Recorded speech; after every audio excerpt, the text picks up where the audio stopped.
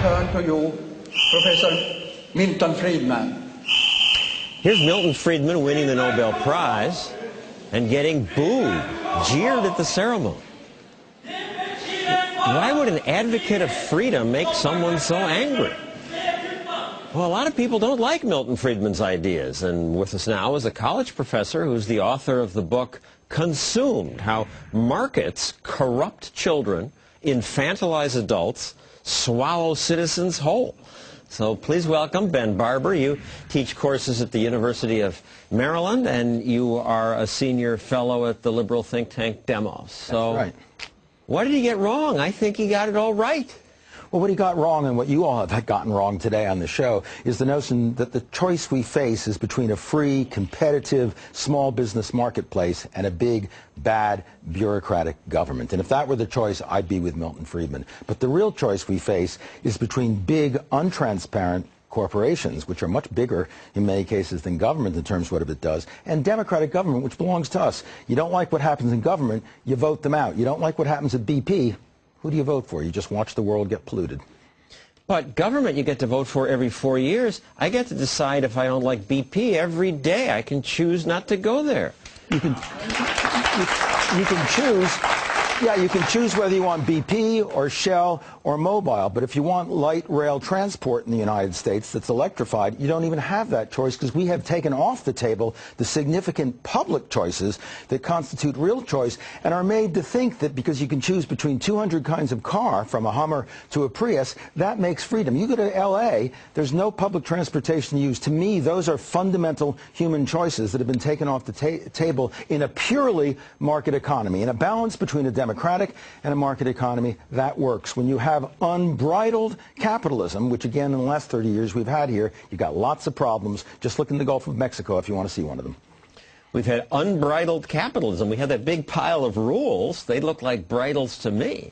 Well, one of those bridled rules has to do with drilling and so on, and we've seen that the regulations that were in place were not sufficient to stop BP. More regulations might have... Yes, had they been required, for example, to dig in advance the 2 relief holes that are now being dug and that may come into play in August, they would have been ready had there been a catastrophe. That would have doubled their drilling costs, interfered with stakeholder costs, and as a result, the public interests of Louisiana, the U.S., and the world were put at risk so stakeholder profits could be increased. That's the difference, public goods versus private goods.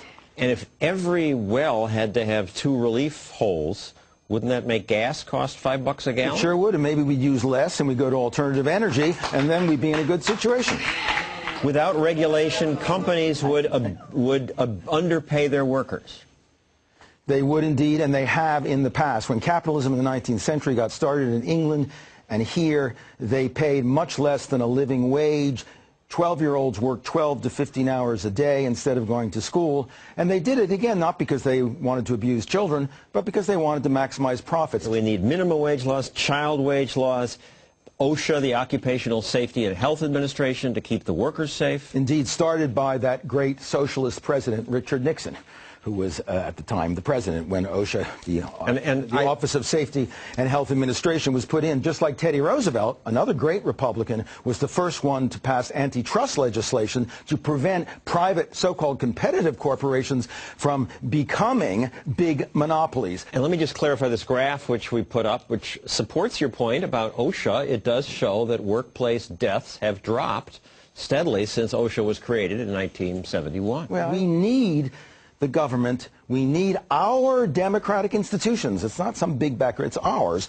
We need our public interest organizations to ensure that things like good water, safety of children, good education for children, no salt and sugar in the foods of children, smoking drugs, that those things are contained. There's no reason for corporations to do it. I don't think they should do it, but our public interest organizations, our democratic organization, the state, belongs to us. You keep saying, folks here keep saying, the state, like it's dropped in from Mars, like we're in the Soviet Union.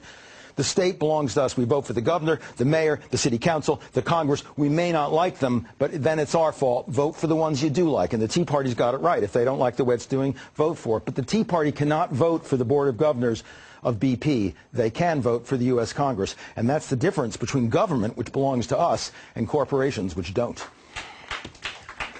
Got some support in the audience. Thank you, folks, for that minority. Let me just make a point about OSHA. I mean, while that OSHA chart is impressive, look at this next chart, because somebody then went back and charted how workplace deaths had dropped steadily before OSHA was created. The slope of the line is exactly the same. OSHA made no difference. In a free society, things get better on their own. But that's just not true. They really don't. We're not going to get into a technical discussion here, but go back to the 19th century. I mean, who here who's clapping wants their 12-year-olds to work for but it would have gone away. You don't want that. Anyway. You know, we don't have to deal with that. It's happening in Mexico today. It's happening in Indonesia today. 12-year-olds work. That's why we get the cheap goods from Mexico and Indonesia. Because here we don't employ kids. There they do. That makes their goods competitive with us. They can produce cheap goods because there's no safety standards, because there's no environmental standards, because they hire young children, and there's no minimum wage.